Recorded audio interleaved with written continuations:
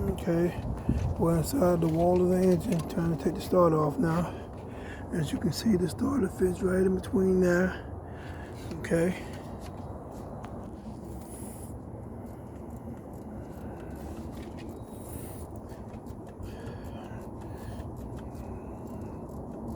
We'll have that thing off in a minute, guys. Taking the starter off on a BMW 520i